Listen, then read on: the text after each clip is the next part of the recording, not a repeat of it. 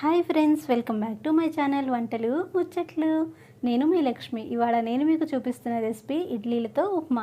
రెగ్యులర్గా తినే ఓన్లీ ఇడ్లీ కాకుండా ఇలా ఇడ్లీతో ఉప్మా చేయండి, చాలా బాగుంటుంది.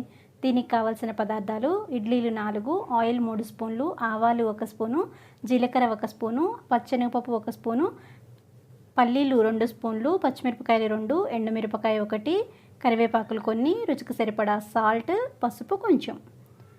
ముందుగా నేను 4 ఇడ్లీలు తీసుకున్నానండి.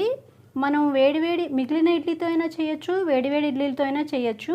కానీ వేడి ఇడ్లీ అయితే మాత్రం ఇడ్లీని కొంచెం చల్లగా అవనివ్వండి, ఎందుకంటే వేడిగా ఉన్నప్పుడు మనం స్మాష్ చేస్తే ముద్దలాగా అయిపోతుంది. కాబట్టి కొంచెం చల్లగా ఉంచి చేసుకోవాలి. లేదు ఇడ్లీలు మిగిలినవి అంటే చల్లగా అయిన ఇడ్లీని ఇలా తురుముకున్నామంటే రవ్వలాగా చక్కగా బాగా వస్తుంది అనమాట.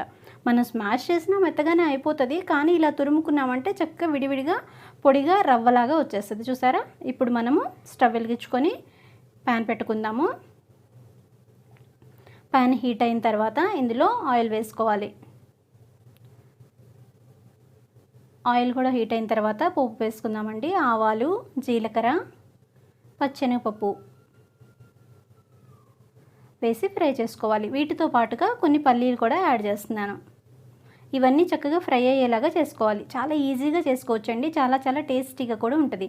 ఈ పోపు ఫ్రై అయిన తర్వాత పచ్చిమిరపకాయలు కొన్నేమో చిన్న ముక్కల్లాగా, ఒకటేమో చిన్న ముక్కల్లా, ఒకటి పొడుగ్గా కట్ చేసుకోండి, బాగుంటుంది. ఎండుమిరపకాయ ఒకటి తుంచేసుకొని కొంచెం కరివేపాకు కూడా వేసుకొని పోపు ఫ్రై చేసుకోవాలి. ఇందులోనే కొంచెం పసుపు వేస్తున్నాను, ఎందుకంటే చాలా మంచి కలర్ వస్తుంది. చూడ్డానికే కాదు, తినడానికే కాదు, చూడ్డానికి కూడా చాలా బాగుండాలి ఏ ఐటమ్ అయినా సరే. ఇప్పుడు మనం రవ్వలాగా చేసుకున్న ఇడ్లీని, స్మాష్ చేసుకున్న ఇడ్లీని ఇందులో వేస్తున్నాను. చక్కగా అంతా కలిపేలాగా పోపు అంతా పట్టేలా కలుపుకోవాలి.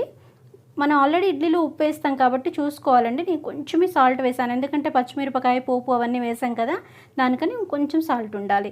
దీన్ని ఇలానే మూత పెట్టి సిమ్లో 10 నిమిషాలు మగ్గనివ్వాలండి. ఎందుకంటే ఎంత ఉడికినా కూడా పొయ్యి మీద మగ్గితేనే మీకు ఆ ఉప్మా రుచి వచ్చింది తప్ప వెంటనే వితిన్ 2-3 మినిట్స్లో దించుకోవద్దు, అప్పుడంత ఎక్కువ టేస్ట్ రాదు. ఓకేనా? 10 నిమిషాలు అయ్యాక ఇలా ఒకసారి కలుపుకున్నారంటే tasty idli upma ready. Friends, మీకు నచ్చిందా? అయితే తప్పకుండా ట్రై చేయండి.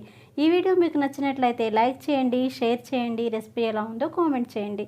మొదటిసారి నా ఛానల్ చూస్తున్నట్లయితే నా ఛానల్ సబ్స్క్రైబ్ చేసుకొని పక్కనే ఉన్న బెల్ ఐకాన్ క్లిక్ చేయండి. Thank you for watching.